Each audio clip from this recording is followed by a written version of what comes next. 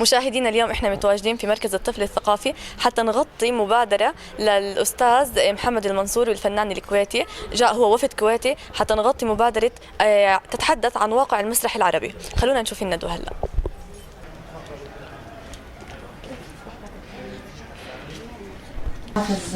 حافظة نابلس، أهلا وسهلا استمعنا مركز الطفل بلدية نابلس.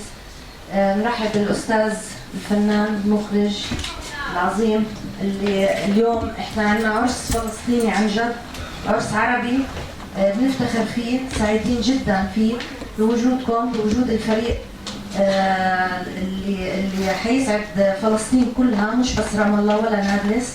وجودكم، وبنفس الوقت احنا يعني بنعبر كمان عن اسفنا شديد عن عدم وجود باقي الفريق اللي اكيد الكل ادرك تماما انه السلطات الاسرائيليه مسؤوله عن عدم دخولهم، وكان بودنا انهم يكونوا معنا، هم الفنانه العظيمه سعاد عبد الله مع فريقها المسرحي، وكنا على ترتيبات كبيره لمشاهده مسرحيتهم. فاحنا يعني اسفين كثير لهذا الوضع، وكنا المفروض نكون اسعد بوجودهم، فان شاء الله فرص اخرى بتكونوا معنا. وباقي الفريق المرافق اللي هو عرفت انا انه جزء منه من الفريق الكويتي وجزء من دول عربيه شقيقه، هذا بيزيدنا سعاده. بنرحب كمان بالاستاذ العظيم المخرج والفنان الاستاذ فتحي عبد الرحمن، اهلا وسهلا طبعا في بيته ومكانه لا غنى عن التعريف. بدي باسمكم واسم الفنانين والمبدعين الفلسطينيين نرحب ترحيب كبير بالزميل الفنان المسرحي والسينمائي وصاحب الباع الطويل والتجربة الطويلة في الكويت، الأخ محمد المنصور،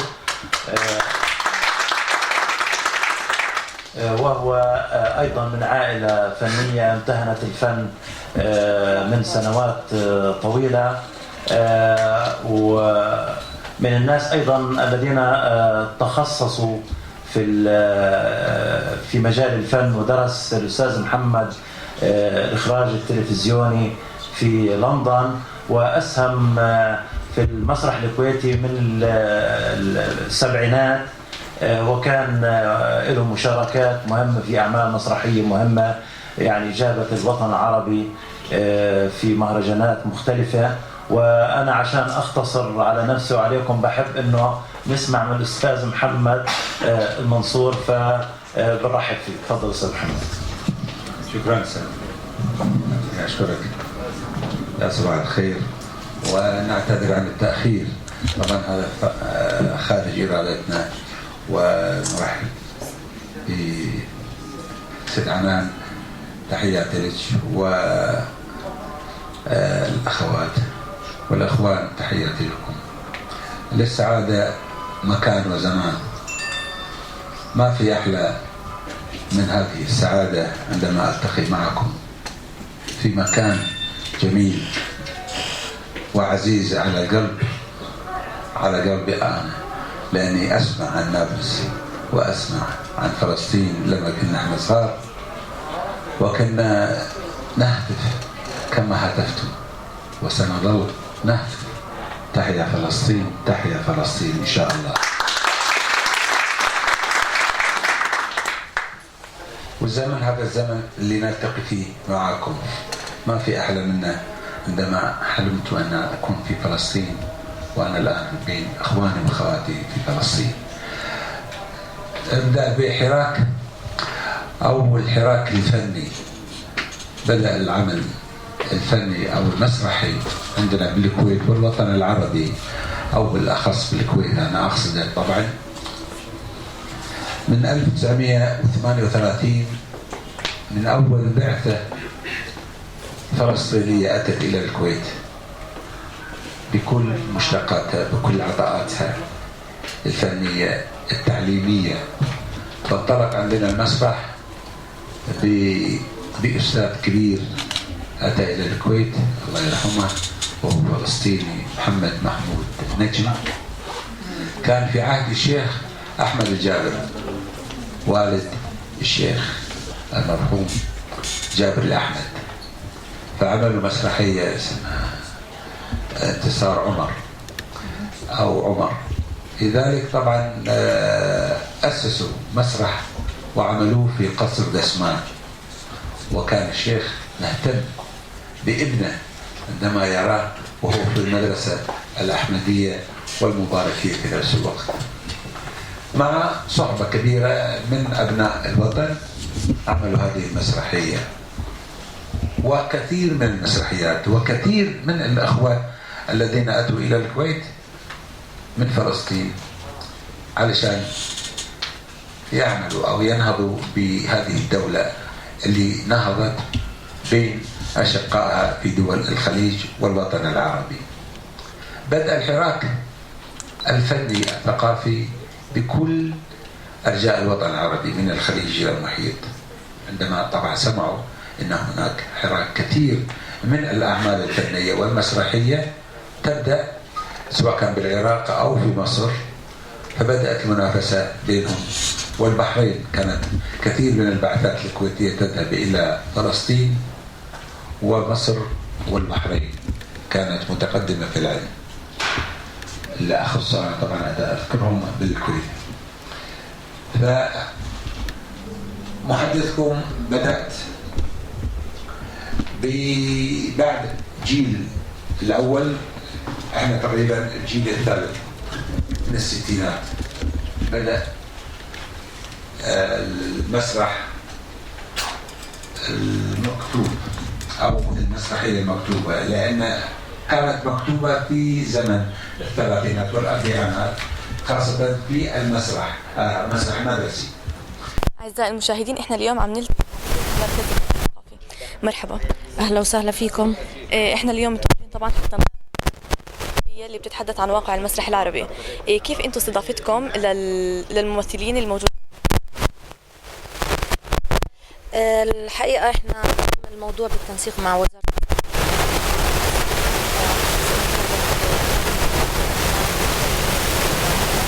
الراعي الأساسي أو اللي احتوى فعالية معرض الكتاب هو دولة الكويت، فكان المفروض إنه في وفد كبير جدا من دولة الكويت قادم، وعلى هامش فعالية معرض الكتاب الدولي اللي هو بده يكون في عرض فريق من الكويت، من دولة الكويت برئاسة الفنان الكبيرة سعاد العبد الله وفريقها، زائد بعض المخرجين والفنانين اللي على مستوى عالي جدا في دولة الكويت. طبعا لم يتم السماح للفنانة بالحضور أو بدخول فلسطين مع فريقها. الفريق الآخر اللي هو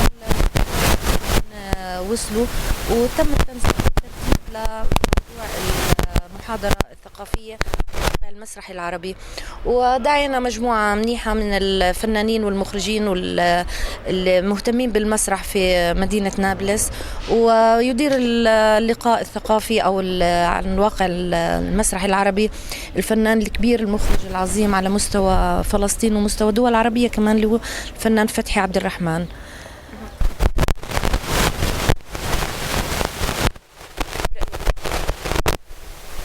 والله بشكل عام كمواطنة يعني مش متخصصة بالمسرح العربي، طبعا في خلينا نقول توجهات لتطوير وتحسين المسرح العربي، لأنه سابقا كان يعني أتوقع أو أنا حسب نظرتي إنه المسرح العربي سابقا كان أفضل من الحالي حاليا.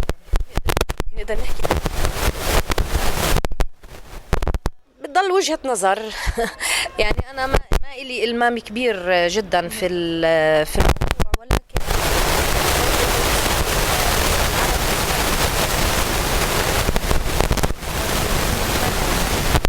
سواء مسرح أو على مستوى التلفزيون، يعني كثير منا لا يزال بحب مسرحيات عادل إمام، مسرحيات يونس شلبي، مسرحيات دريد لحام، مسرحيات كتير وكانت قيمة جدا وبتعكس واقع عربي كتير ممتاز، يعني من مشاكله، من قضايا الاجتماعية الوطنية الاقتصادية السياسية، بالتحديد. حاليا في طبعا ظروف بتأثر على هذا الواقع وبتأثر على المسرح العربي، بتحكم سواء سياسات الدول نفسها أو النهج العام للفكر العربي أو القضايا العربية المطروحة. فبتصور إنه كله بده شغل وبده متابعة وبده يعني في عليه خلينا نقول لمسات، بيحاولوا ولكن في قيود. بتصور إنه القيود هي اللي بتتحكم عمالها في قديش إنه يكون ممتد، قديش إنه يكون واقعي، قديش إنه يكون بيمثل قضايا فعلا عربية على مستوى العالم العربي ولا لا.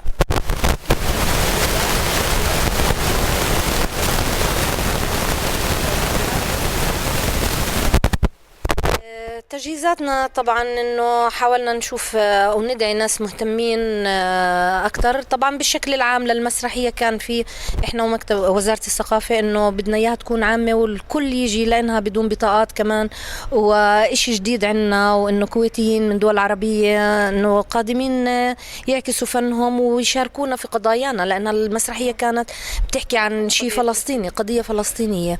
بما يخص اللقاء الثقافي اللي موجود اليوم، طبعا تجهيزاتنا كانت المكان موجود، مكان تاريخي وأثري، مسرح المركز جاهز دائما لأي فعالية بالذات الثقافية.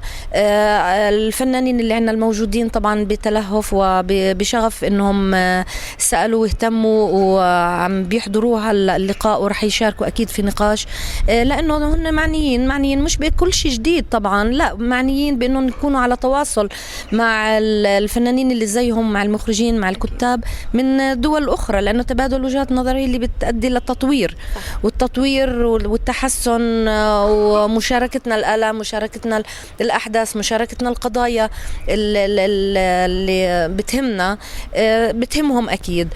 فإحنا دائما بابنا مفتوح وبسعة رحب وبسعة صدر بيكون إن شاء الله يعني في تفاعل وفي تقدم. وشكرا كثير لكم كمان. شكرا لك أستاذة، وإن شاء الله بنشوفها للندوة وبنكون معها إن شاء الله. أهلا وسهلا. شكرا. في أثناء الخمسينات والستينات كان هناك التثمين، احنا عندنا نسميه التثمين، البيوت الصغيرة الشعبية اللي كانت تبنى من الطين والحجر، تثمنها الدولة على أساس بداية الاستقلال في 61. أنا بدأت في 63 بعد في بداية إنشاء مسرح الخليج العربي مع الفنان الله يرحمه صقر رشود. تعلمنا وتأسس مسرح الخليج العربي في بيتنا. أول ما انطلق بالبيت عندنا، وكان أخي الكبير الله يرحمه منصور المنصور، ومع بقية زملاء صقر رشود وعبد الله خلف وكثيرين من الأسماء الذين أسسوا المسرح.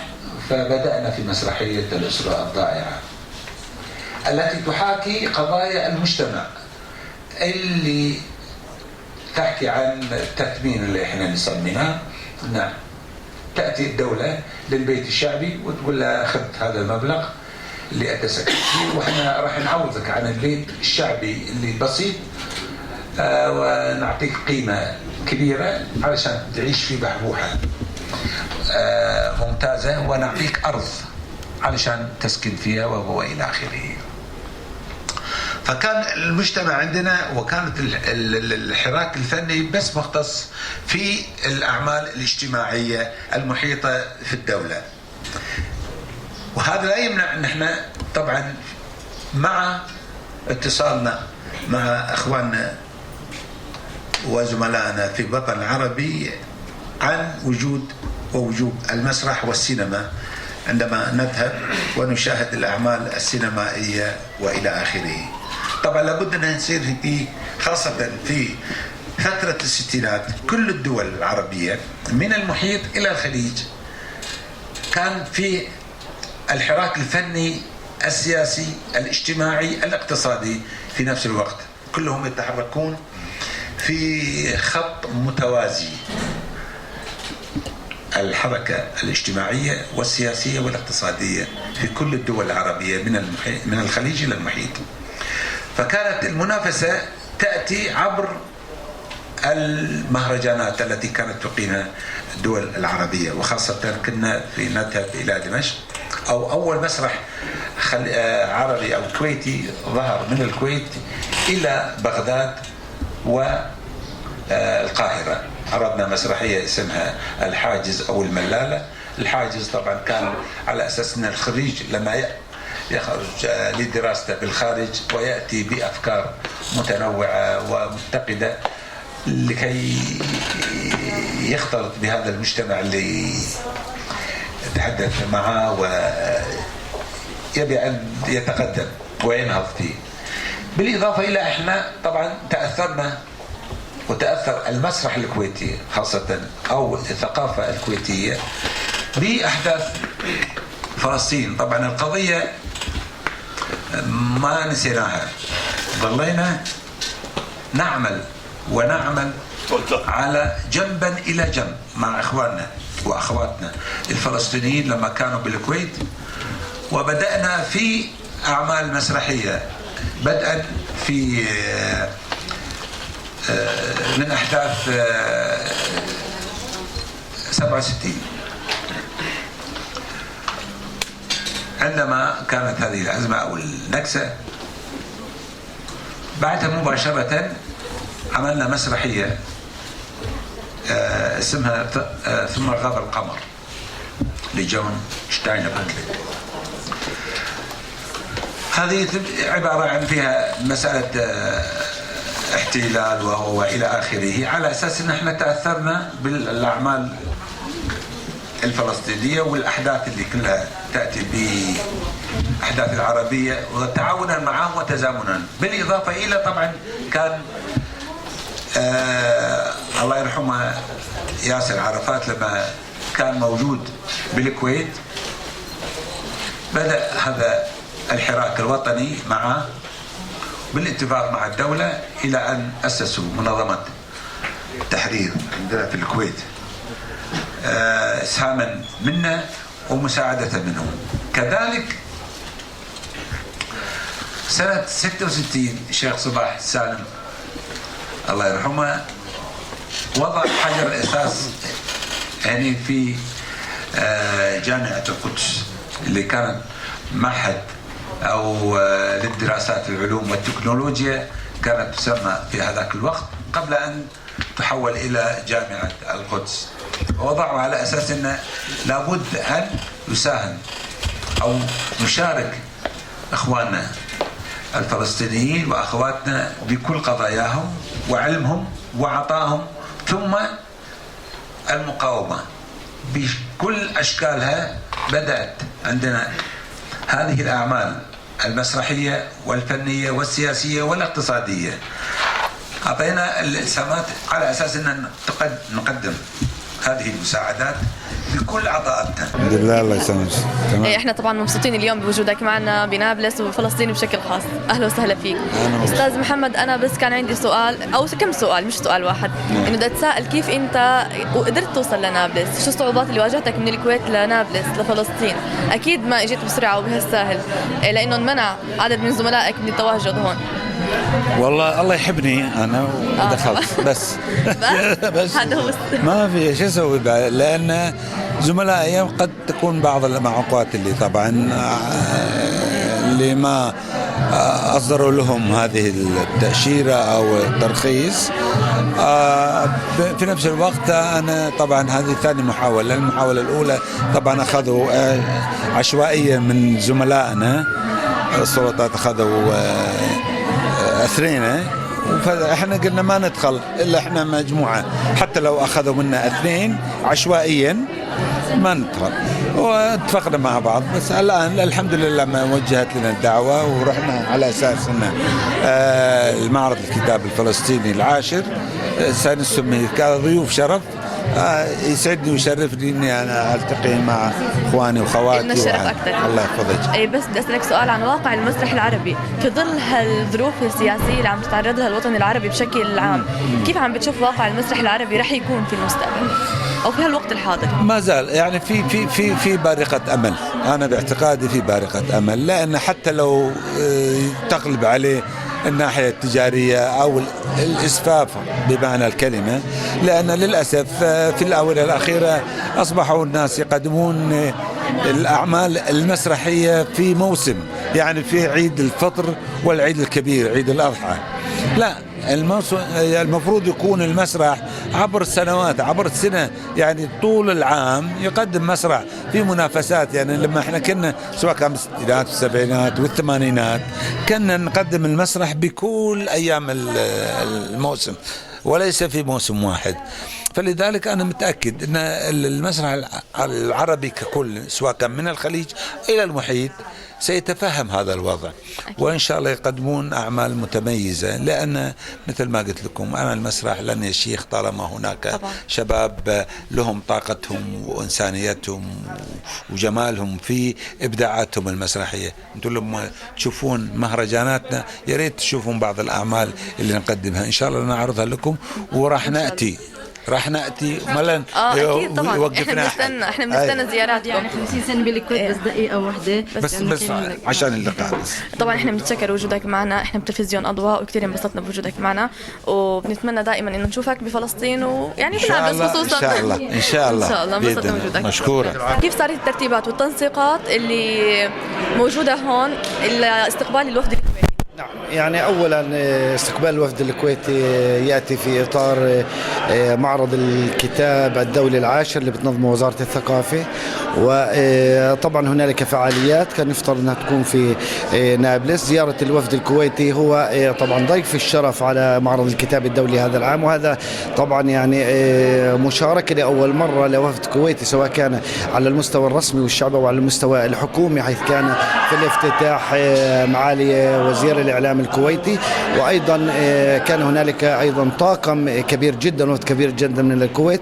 لكن للأسف الشديد هنالك جزء لم نستطع الحصول على إصدار تصاريح لهم لزيارة فلسطين، وهذا ما دعانا إلى إلغاء فعالية هامة جدا كانت في نابلس للأسف الشديد، هي عرض مسرحية صدى الصمت الكويتية، وكان يفترض نكون أيضا معنا حتى اليوم الممثلة الكويتية القديرة سعاد العبد الله. لكن طبعا نابلس بترحب بالوفد كاملا. الوفد طبعا بضم بعض الدول العربية من الأردن وأيضا من تونس والمغرب العربي، وفلسطينيين من أصل فلسطيني في بعض الدول العربية أيضا. الوفد بدأ زيارته لنابلس الساعة 11، تم استقبالهم في محافظة نابلس، ثم زار الوفد مخيم بلاطة، جولة في مخيم بلاطة، وقدم الوفد الكويتي بعض الهدايا لأطفال مخيم بلاطة. وإحنا الآن طبعا في مركز طفل الثقافي، حيث شهدنا قبل قليل الندوة الثقافية حول المسرح العربي للفنان الكويتي الكبير محمد المنصور والفنان الفلسطيني المسرحي أيضا فتحي عبد الرحمن. الآن سيكون هنالك جولة في البلد القديم، وأيضا جزء من الوفد الرسمي اللي زار نابلس الآن موجود في البلد القديمة، ومن ثم سيغادر هذا الوفد نابلس وتنتهي زيارة الوفد. وأنا أريد أن أذكر أن نابلس شهدت خلال الأسبوعين الماضيين عدد كبير من الفعاليات، منها يوم الخميس الماضي كانت في ضيافة نابلس وزيرة الثقافة الأردنية السيدة لانا مامكغ، وأيضا هنالك فعاليات تم تنظيمها خلال الأسبوع الماضي، وأيضا خلال الأيام القادمة سيكون هنالك عدد من الفعاليات. وبهذه المناسبة بشكركم تلفزيون أضواء على زيارتكم وتغطيتكم هذه الزيارة، وخاصة العرض اللي كان قبل قليل للندوة، وبشكركم جدا مرة ثانية. والله خلال الأيام القريبة في نابلس لن يكون، ولكن هنالك الوفود المشاركة في معرض الكتاب الدولي العاشر في محافظات الوطن المختلفة. في جنين أعتقد كان يوم أمس أو حتى اليوم، وغدا مختلف المحافظات الوطن ستشهد زيارة للوفود المشاركة، وأيضا ستنظم بعض الفعاليات فيها. مين الوفود المشاركة غير الوفد الكويتي؟ الوفد الأردني طبعا لهم جناح خاص كان ضمن المعرض، وأيضا هنالك وفد من المثقفين والإعلاميين. تونس أيضا حاضرة، المغرب حاضرة، وأنا حسب ما علمت أنه أيضا سيكون في ضيافة المعرض لا أعرف متى أيضا وزيرة الثقافة البحرينية وأيضا وزير الثقافة المغربي. رح تكون في مدن أخرى غير نابلس؟ سيكون هنالك فعاليات، ولكن لا في نابلس على هامش المعرض اكتفينا بهذه الفعالية. سيكون هنالك يوم أمس كان هنالك عرض على فكرة لفيلم ذيب الأردن وهم الأفلام الرائعة جدا، عرض في مركز يافا الثقافي، وهذا الفيلم كان من الأفلام المرشحة لأوسكار، جائزة أوسكار. وأيضا سيكون الأسبوع القادم على ما أعتقد هنالك تنسيق لعرض فيلم آخر من الممكن يكون في مركز طفل الثقافي، فيلم لمخرج هولندي يتحدث عن سرقة الكتب الفلسطينية من قبل الاحتلال الإسرائيلي.